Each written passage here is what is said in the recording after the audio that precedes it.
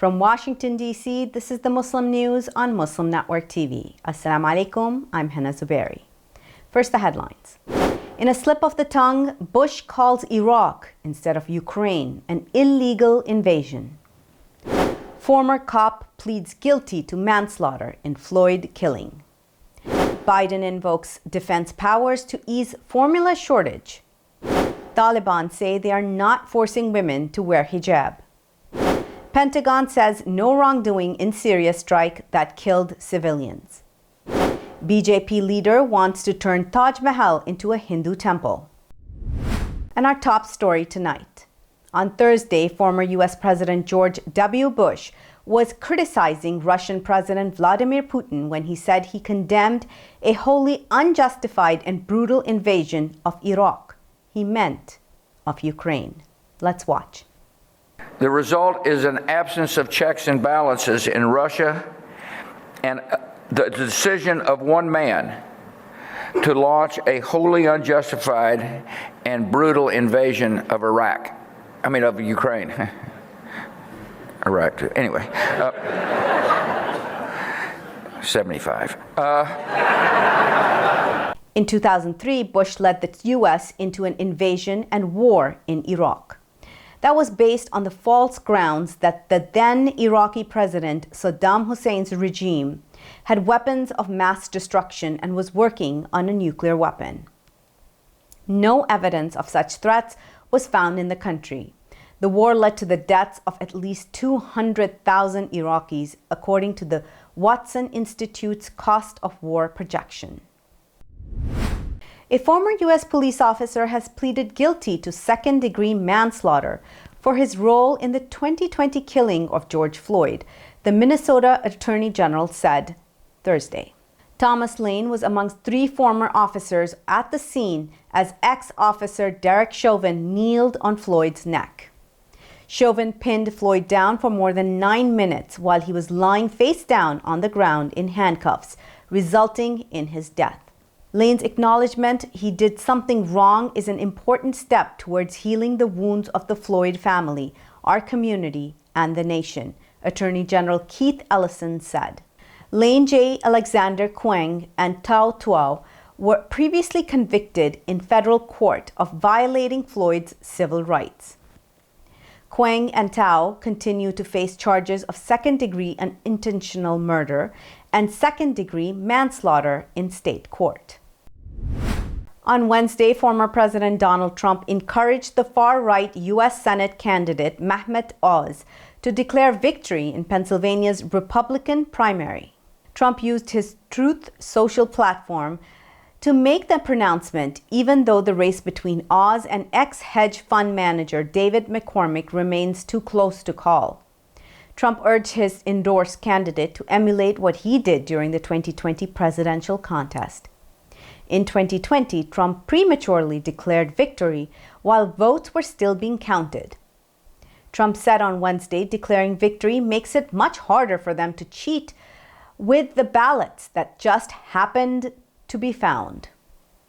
He repeated the lie that President Joe Biden's decisive win was the result of widespread fraud, a claim that has been thoroughly disproven.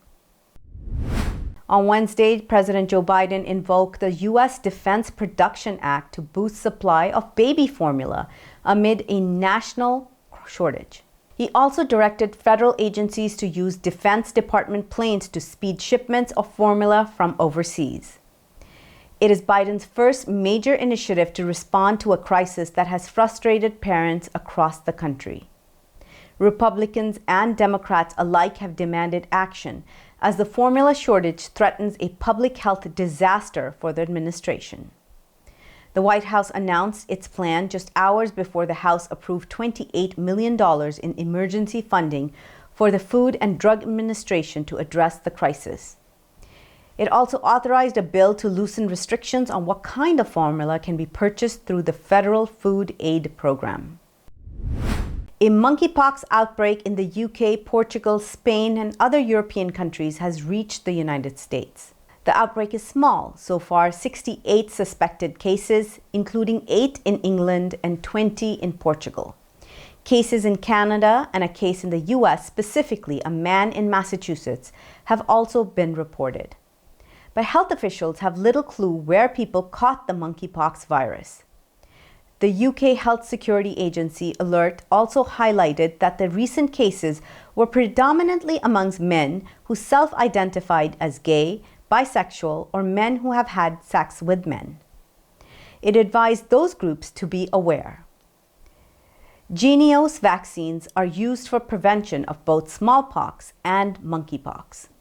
The US government has ordered 13 million doses of the vaccine. In international news today, the UK government is poised to crack down on extremism by Muslims over the growing threat posed by far-right white nationalists. That's according to extracts from leaked documents of a review of the controversial counter-terrorism strategy known as PREVENT. The draft recommends the right-wing Tory government refocus its resources away from white supremacists. Extracts seen by the Guardian newspaper indicate several provocative recommendations.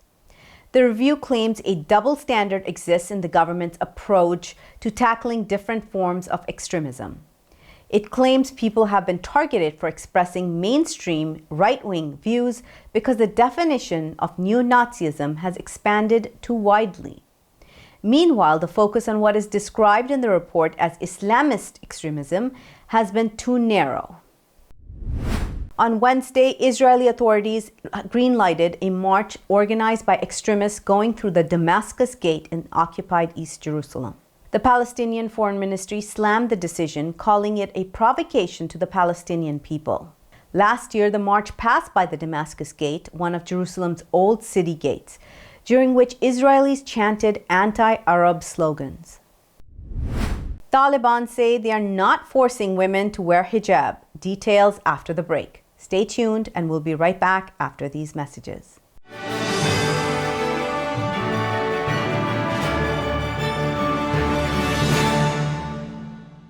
If I could be you, and you could be me for just 1 hour.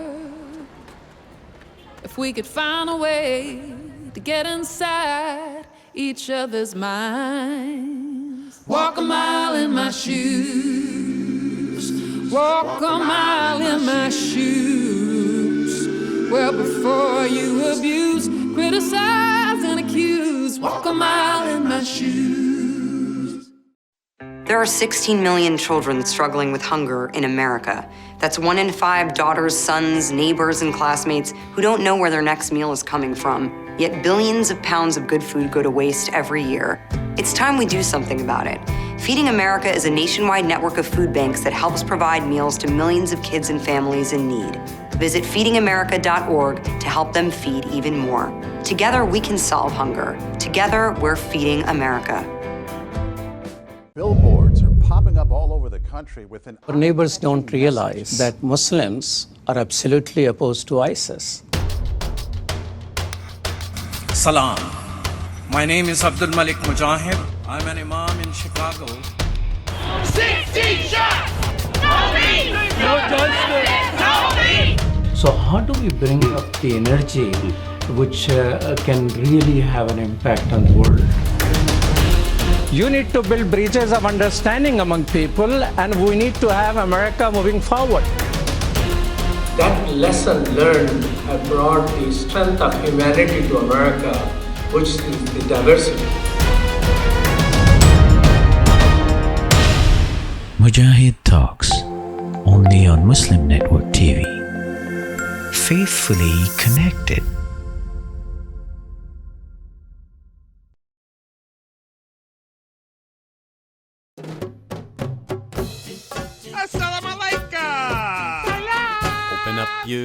Assalamu alaikum everyone, it's your brother Zain Bika from South Africa. One of the first educational programs ever produced for Muslim children was the ever popular Adam's World series. The colorful and comical Muslim puppets stole the heart of a generation. Sound Vision will be releasing brand new episodes of Adam's World with the launch of a Adam's World app. Subscribers will enjoy new Adam's World episodes as they are released, as well as all the classic episodes of Adam's World. So visit adamsworldapp.com Now, to learn more, subscribe and enjoy new adventures of Adam and his friends. And let's keep helping tomorrow's Muslims today. Assalamu alaikum. Adam's world. Believe me, there's a lot to see. Bismillah. Let's explore.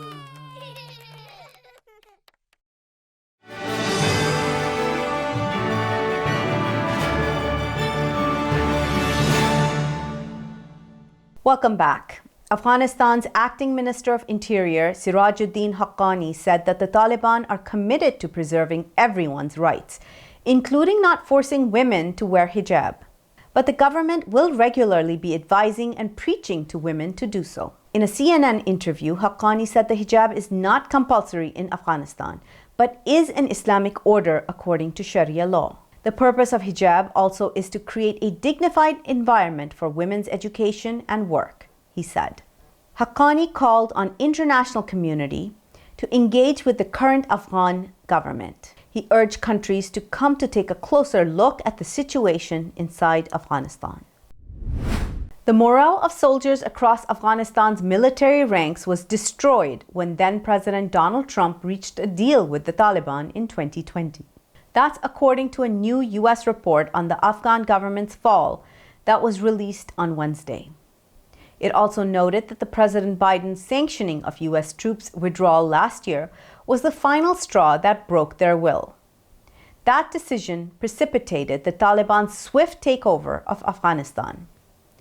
John Sopko, the Special Inspector General for Afghanistan's reconstruction, told NPR's Morning Edition that there's a lot of blame to go around. Sopko's office, known as SIGAR, released a report on the U.S. loss of control over Afghanistan. It details why the country's government and military collapsed immediately after America's withdrawal. This was after the U.S. spent 20 years and nearly $90 billion to build a new Afghanistan that could withstand the Taliban. On Wednesday, a Paris court indicted the French company Lafarge for its complicity in crimes against humanity in Syria, according to media reports. French news outlet France 24 reports the Court of Cassation, France's highest court, in September overturned a lower court's decision dismissing charges against Lafarge. The French industrial company specializes in cement, concrete, and construction aggregates. It was accused of paying a $13.68 million to foreign groups in Syria, including the terrorist group Daesh, to maintain a factory presence in Jalabiyah in northern Syria. CEO Bruno Lafont, along with 8 Lafarge executives, are also charged in the case. The formal complaints are financing a terrorist group and endangering the lives of others. A 14-member delegation of mainly American Muslims of Pakistani descent visited Israel from May 8th to 14th to show support for the 2018 Abraham Accords. The delegation's 10-day trip to Israel and the UAE generated mixed reviews. Delegation members were received by top Israeli officials, including President Isaac Herzog. Pakistani government ministers and senators criticized the delegation's presence in Israel on social media. The trip was hosted by Sharaka, a group seeking to strengthen the Abraham Accords, an agreement between Israel and several Muslim states. The group sought to bring together young Israeli and Gulf leaders. The visit was organized in partnership with the American Muslim and Multi-Faith Women's Empowerment Council, a U.S. group whose goal is empowering Muslim women. An internal U.S. military review of a 2019 air attack in Syria that killed civilians found American troops did not violate the rules of war or act negligently. On Tuesday, the Pentagon said no one, including the ground force commander, was disciplined as a result of the attack. The March 2019 attack was launched in support of Syrian partner forces near heavy fire from ISIS near Baghuz in eastern Syria.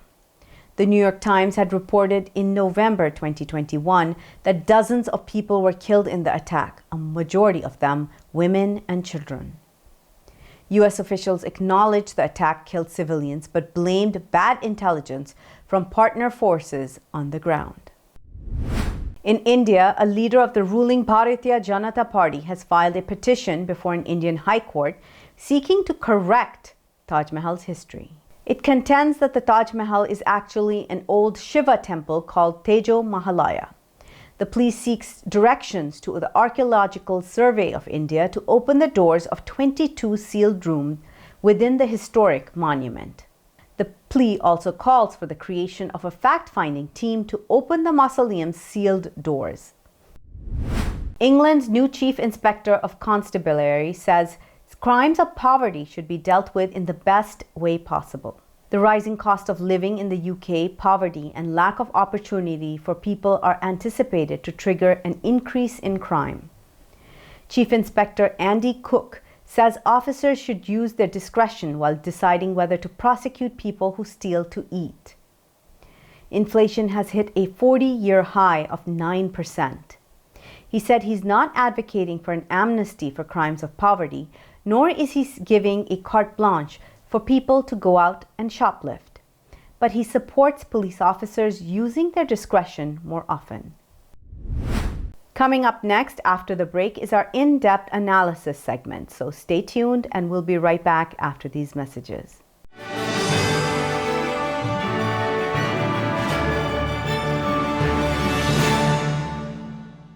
If I could be you, and you could be me for just 1 hour. If we could find a way to get inside each other's minds. Walk a mile in my shoes. Walk a mile in my shoes. Well, before you abuse, criticize, and accuse. Walk a mile in my shoes. There are 16 million children struggling with hunger in America. That's 1 in 5 daughters, sons, neighbors, and classmates who don't know where their next meal is coming from. Yet billions of pounds of good food go to waste every year. It's time we do something about it. Feeding America is a nationwide network of food banks that helps provide meals to millions of kids and families in need. Visit feedingamerica.org to help them feed even more. Together, we can solve hunger. Together, we're feeding America. Despite the development of a COVID-19 vaccine, millions around the world will not have access. We need a vaccine that's free and available to everyone, everywhere. It's time for a people's vaccine.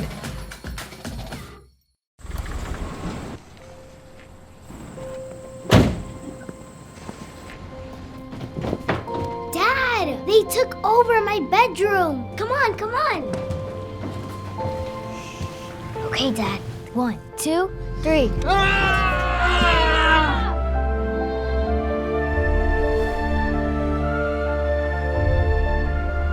Dad!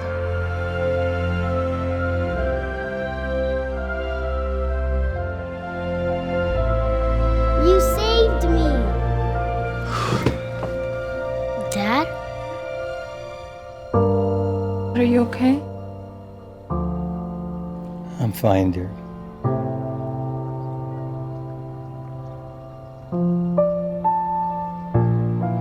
Your hero needs you now, and AARP is here to help. Find the care guides you need at aarp.org/caregiving. We are Justice for All. Headquartered in the heart of downtown Chicago, Justice for All is a global humanitarian initiative dedicated to raising awareness for human rights concerns impacting vulnerable minority groups. Our diverse team of staff and volunteers, led by Imam Malik Mujahid, work tirelessly to help Justice for All achieve their goals.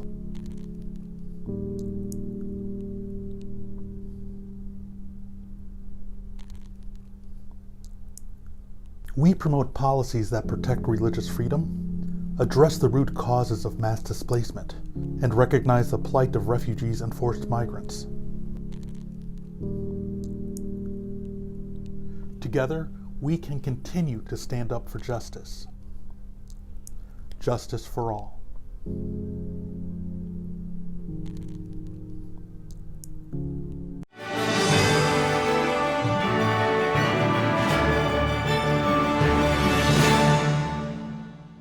Welcome back. To discuss the Pentagon statement regarding the civilian casualties in U.S. strike in Syria, let's go to Imam Abdul Malik Mujahid. Over to you, Imam Mujahid. Thank you, Hena. President Bush is in the news, so is Pentagon. President Bush meant to say one person making a decision to invade Ukraine, and he ended up calling it Iraq and mentioning his age. Pentagon has a news, and they're saying that, civilians getting killed, they have done nothing wrong about that.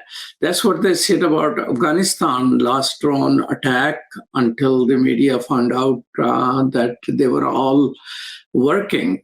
A family was working for America who got killed. We have Professor Stephen Zunes to discuss that with us. Welcome to Muslim Network TV. Good to be with you again.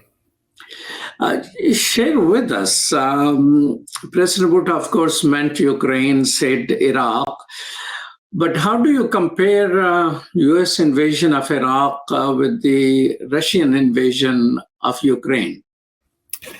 Well, his exact quote was that he was referring to the decision of one man to launch a wholly unjustified and brutal invasion of Iraq. And he quickly added, I mean, Ukraine.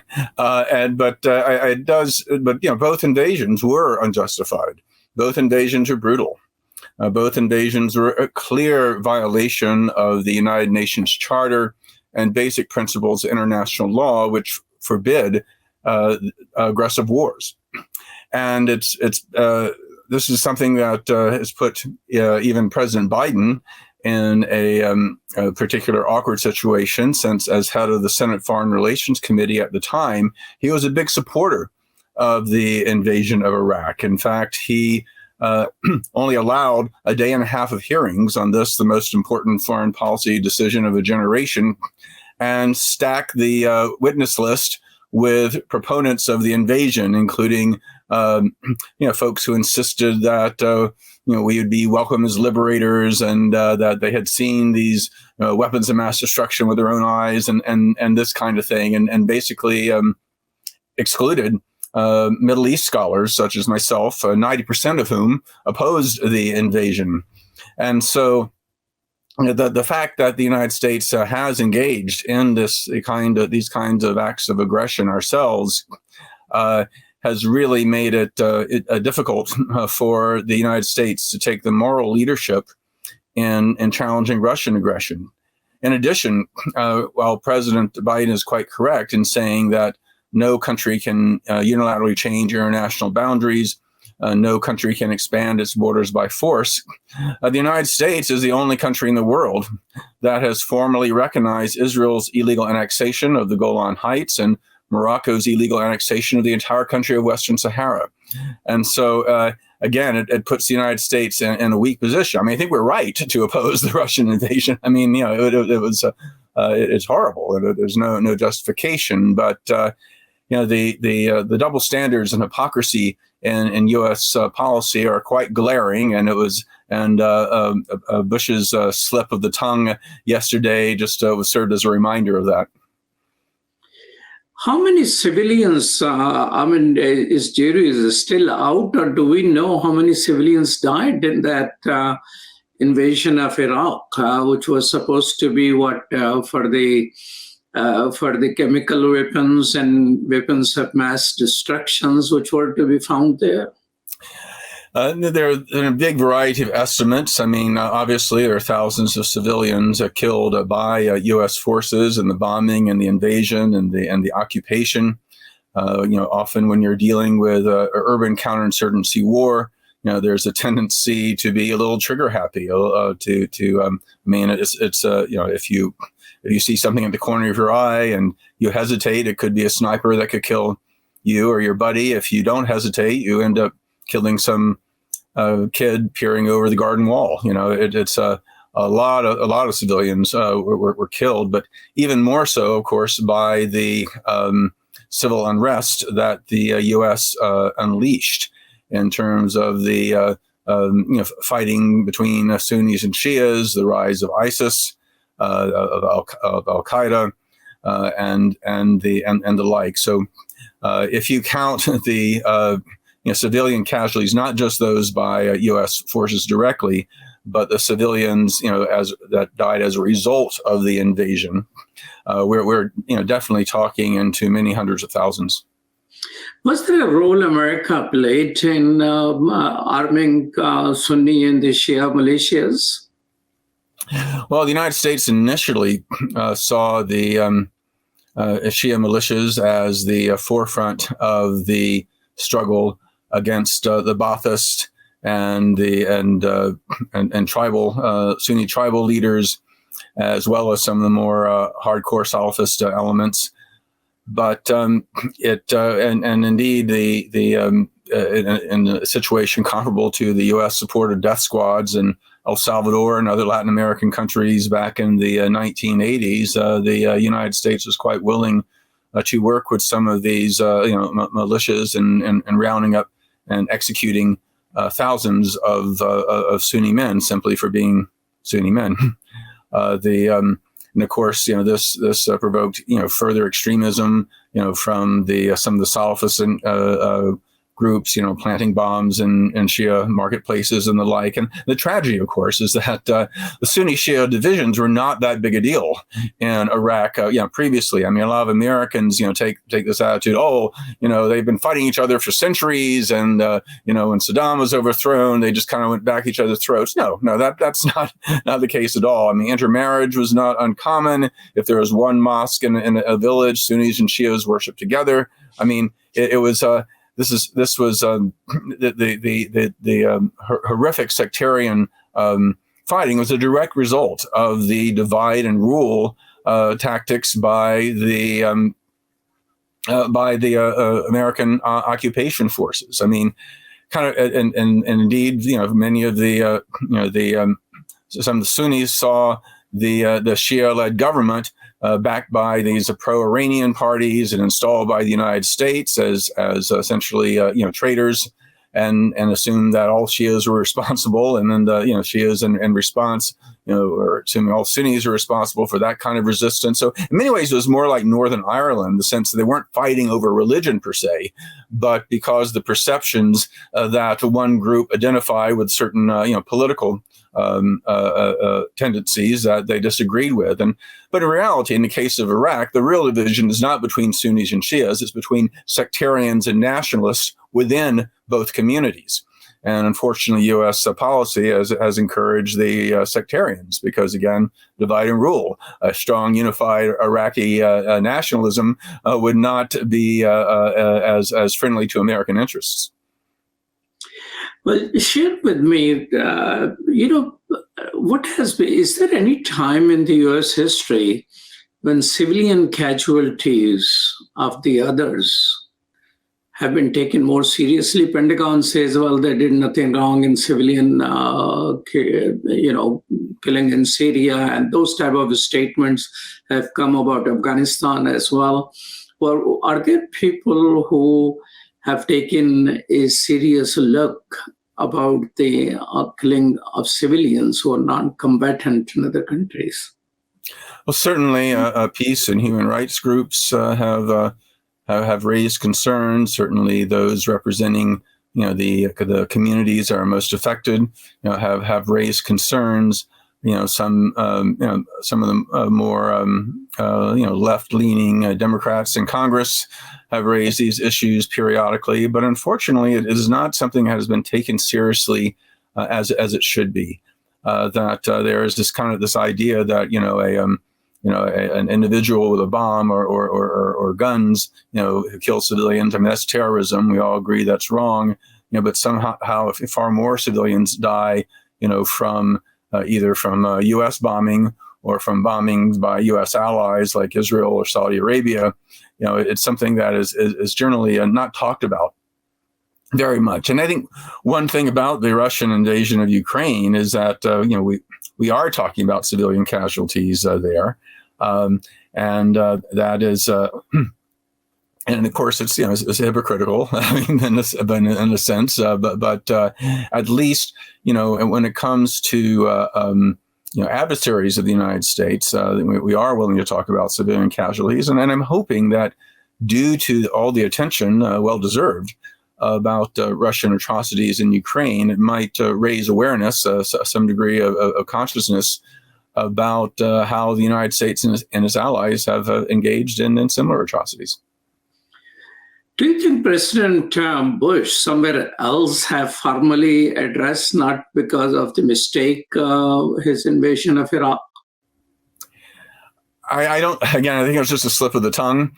I don't think he's been willing to acknowledge it. I mean, I think some people who supported the invasion, particularly on the Democratic side of the aisle, have said it was a mistake, but it was much worse than a mistake. It was a war crime. I mean, we told them at the time the war is illegal, unnecessary, and be an utter disaster.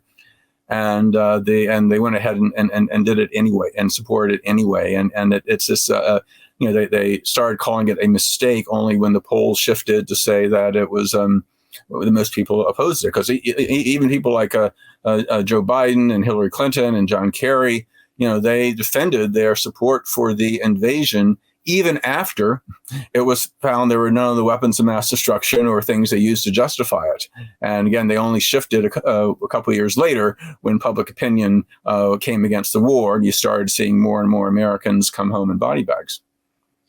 Well, thank you so much, Professor Zunes, for your time. Truly appreciate it. My pleasure. Back to you, Hena. Thank you, Imam Mujahid. Yesterday, we reported that it was the 94th anniversary of the Nakba in relation to a new story about a U.S. House resolution recognizing the tragedy. That was incorrect. This year is actually the 74th anniversary. We'd like to apologize for the error. That's all from our Washington studios tonight. Thank you for tuning in. You can find previous episodes and more on our YouTube or Facebook. For more content, keep watching Muslim Network TV or visit muslimnetwork.tv. Assalamu alaikum and good night.